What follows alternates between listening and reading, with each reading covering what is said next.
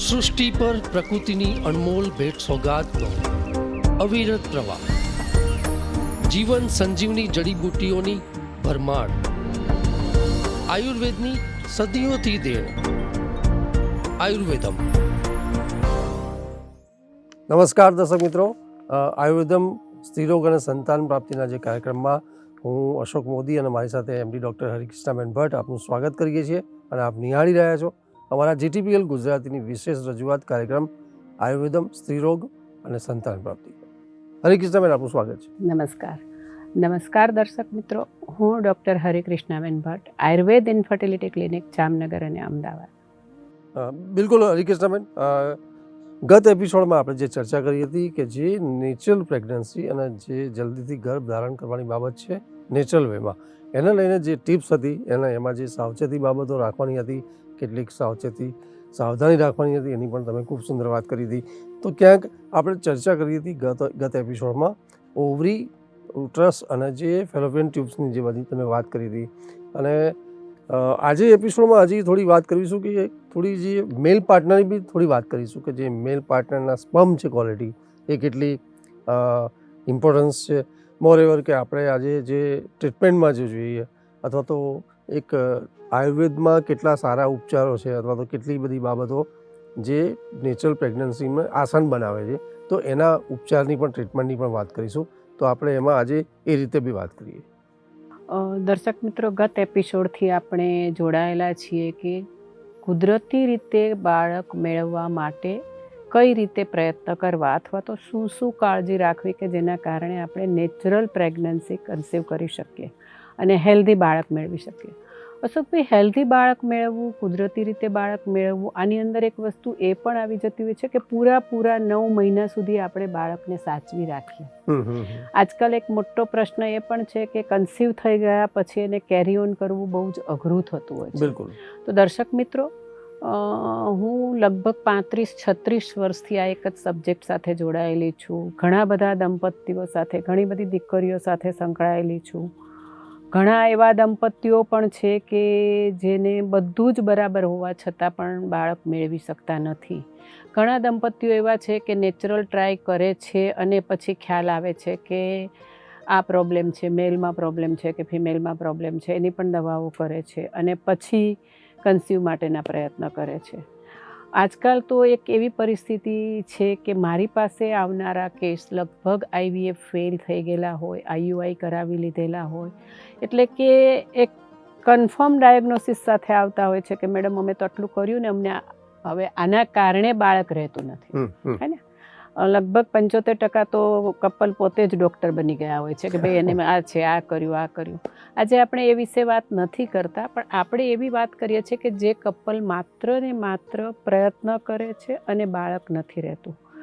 એની અંદર ઘણા બધા કારણો હોઈ શકે, ઘણી બધી ગેરસમજો હોઈ શકે, ઘણી બધી ધારણાઓ હોઈ શકે, ઘણા બધા એવા એન્વાયરમેન્ટ પણ હોઈ શકે કે જે એને કુદરતી રીતે બાળક માટે પ્રયત્ન કરવા છતાં પણ બાળક ન રહેતા હોય.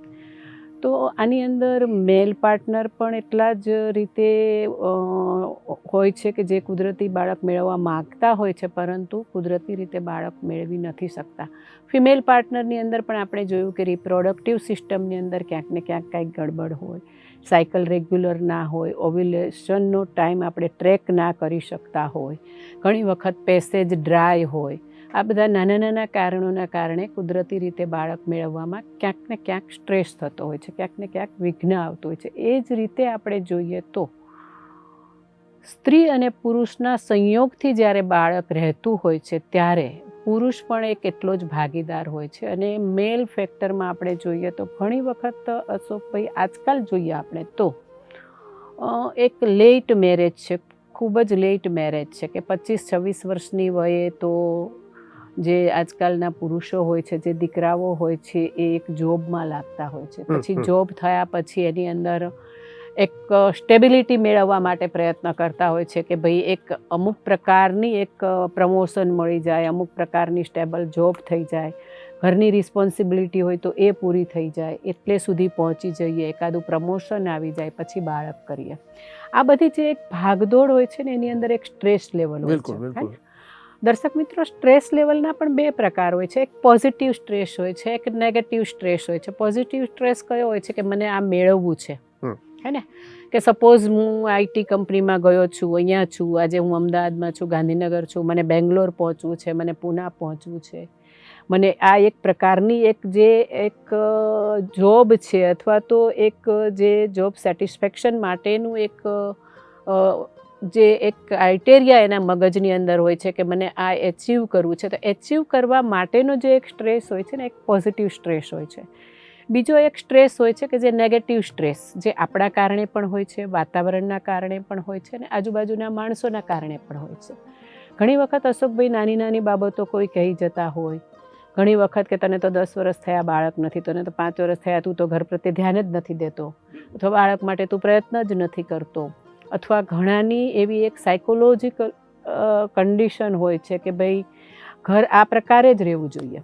અને એક એવું માનસિકતા હોય છે કે બહુ જ પર્ટિક્યુલર રીતે જીવવા, પરફેક્શન જેને કહીએ આપણે, કે એ પરફેક્શન બહુ જ માગતા હોય. આ પરફેક્શન જ્યારે ન મળતું હોય ત્યારે એને સ્ટ્રેસ ઊભો થાય કે આ વસ્તુ અહીંયા જ રહેવી જોઈએ, આ વસ્તુ આટલા વાગે જ થવી જોઈએ, આ જ વસ્તુ ખાવી જોઈએ, આ વસ્તુ ન ખાવી જોઈએ, જેને કહીએ આપણે કે પ્રેક્ટિકલ નથી હોતા માણસો, હે ને. આવા પ્રકારના માણસોને જે સ્ટ્રેસ થતો હોય છે ને, એક નેગેટિવ સ્ટ્રેસ હોય છે. તો આ બંને પ્રકારના જે સ્ટ્રેસ છે એ સ્ટ્રેસ હોર્મોન્સને પેદા કરે છે કે જેનું નામ કાર્ટિઝોલ છે. ખાસ કરીને મેલ પાર્ટનરની અંદર આપણે જ્યારે નેચરલ ટ્રાય કરવા માગતા હોય અને બાળક ના રહેતું હોય તો આ એક મહત્ત્વનું પાસું છે કે તમે એવી કંપનીમાં, આઈટી કંપનીમાં જોબ કરતા હો, જોબ ટાર્ગેટેડ વર્ક હોય, આ બધી વસ્તુઓ હોય અને જો આપણે સ્ટ્રેસ રહેતો હોય તો સૌથી પહેલાં આપણે આપણી જાત પ્રત્યે ધ્યાન દઈને એ જોવું પડે કે હું કોઈ એવા નાના મોટા સ્ટ્રેસથી તો ઘેરાયેલો નથી. આ જે સ્ટ્રેસ છે ને, એ સ્ટ્રેસ આપણને દેખાતો નથી હોતો, પણ આપણા શરીરની અંદર બહુ જ સાયલન્ટ રીતે આપણા શરીરના જે હોર્મોન્સ છે, ખાસ કરીને પુરુષોનો મેઇન હોર્મોન્સ જે ટેસ્ટેસ્ટોરોન છે એને ડાઉન કરે છે. કારણ કે કાર્ટિઝોલ ક્રિએટ થાય છે. કાર્ટિઝોલ જેટલો અપ થાય છે એટલો જ ટેસ્ટેસ્ટોરોન લેવલ ધીમે ધીમે ધીમે ધીમે ડાઉન થતું જાય છે. પુરુષ ધીમે ધીમે ધીમે ધીમે ગમગીન રહેતો થાય છે. સમાજની અંદર જે એક મળતાવડો સ્વભાવ હોવો જોઈએ, એકબીજાને મળવું જોઈએ, એનાથી એ કટ ઓફ થતો જાય છે. આ એક જ્યારે એક પરિસ્થિતિ ઊભી થતી હોય છે ત્યારે